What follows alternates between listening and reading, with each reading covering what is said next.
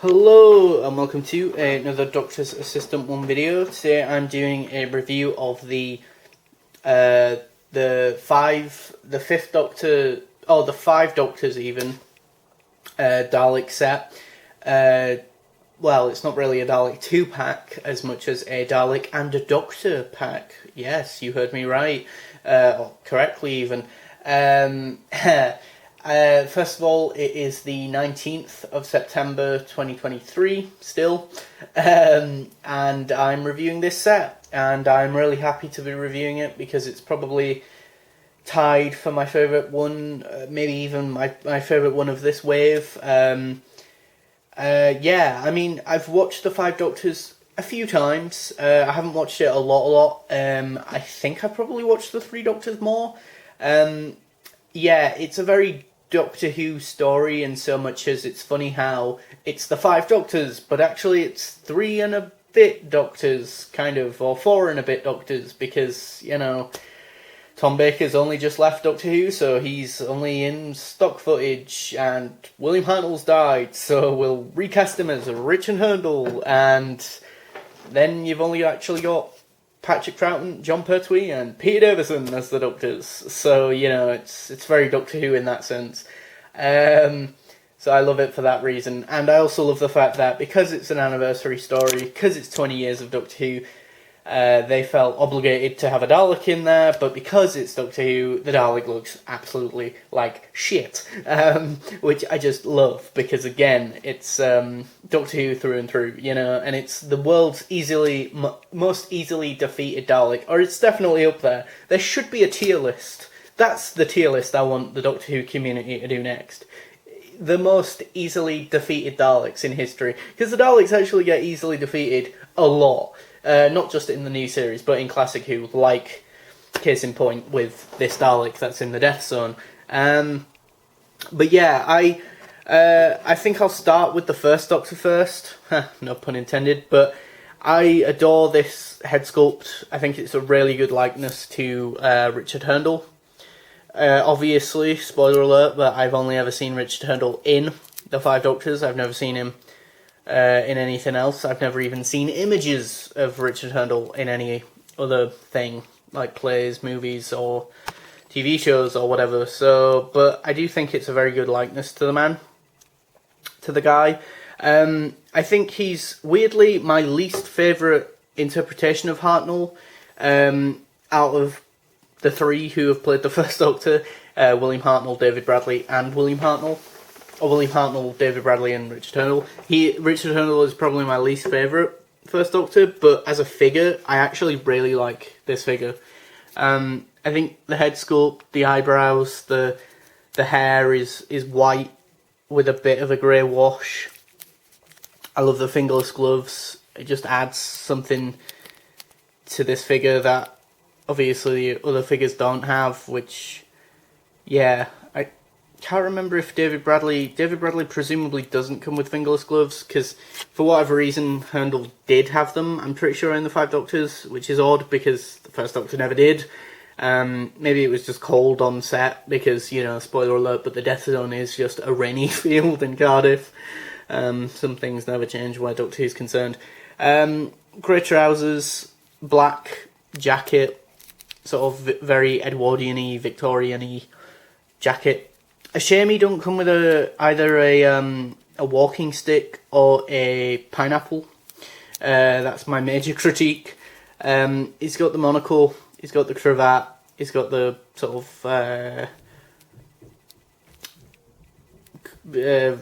vampire-y collar thing there, you know.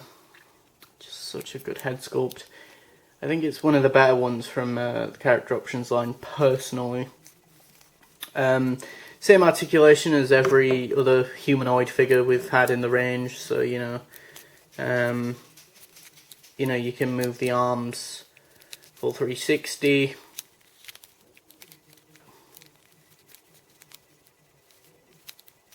There, in there, swivel to the sides, hands do full 360, the head does full 360, legs can move out to the sides, so you can do the splits, and you can sort of look down so he can check Susan's broken ankle.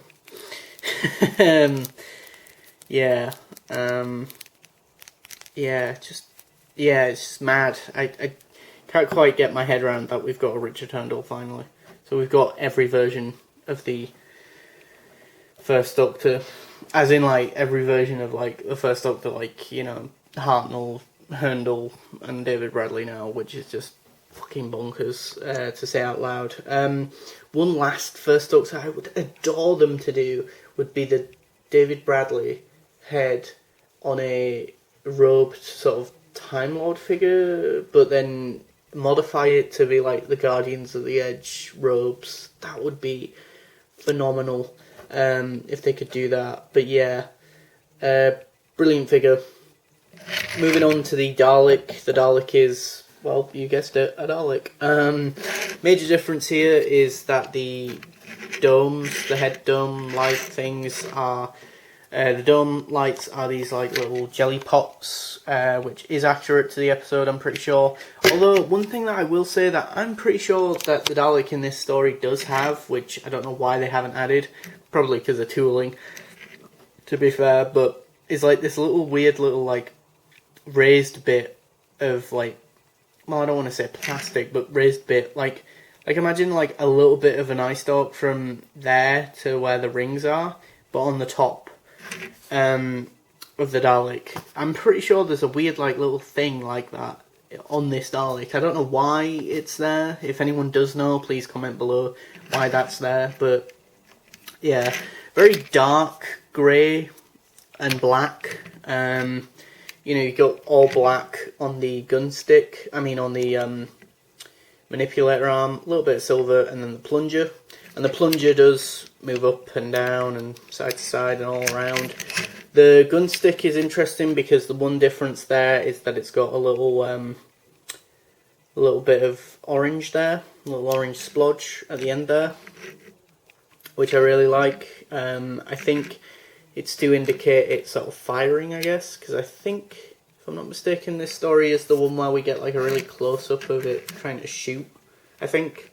I know this is the same Dalek story and story, oh, well, Dalek story, it's barely a Dalek story, but episode where there is a Dalek where, because it gets so easily defeated, we see such a visceral visual of the inside of a Dalek, which is weird because in classic Doctor Who you very rarely see the inside of a Dalek, and that in contrast to modern Doctor Who. Although I feel like modern Doctor Who, it's probably because in modern day we can do the visual effects of the squid sort of creature much better justice than in the old series, and maybe they knew that. Obviously they never knew that the show had come back then, but the gun stick is very sort of black, but it also moves up and down and left and right, and it also has the grey ball joints. The eye stalk is quite a long eye stalk. I'm not sure if that's accurate, but it's grey with 1, 2, 3, 4. I want to say, no, maybe even 5. Is that 5 or is that 4? 1, 2, 3.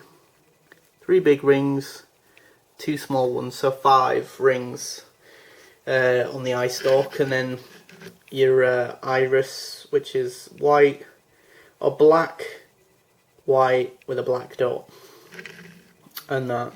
Very cool, very unique Dalek. I like it when they do unique Daleks, and that, but I also like when they do army builders. So me being me, I just like it when they do Daleks, because I'm a sucker for a Dalek.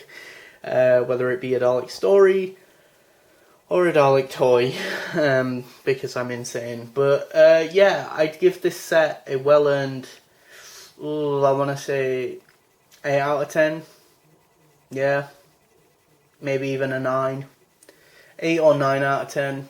It's, or maybe 8.5, around that general area.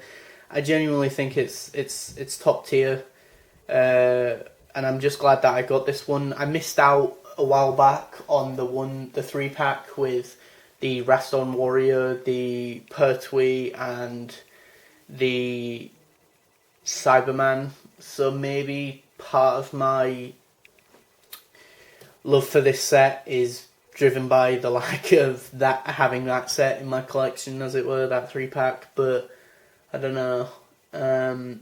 Whatever the case is, if you couldn't already tell, I really do like this set. So yeah, I think this one's definitely up there from this wave. But there is one last set to review, and I'll be reviewing that next. So stay tuned.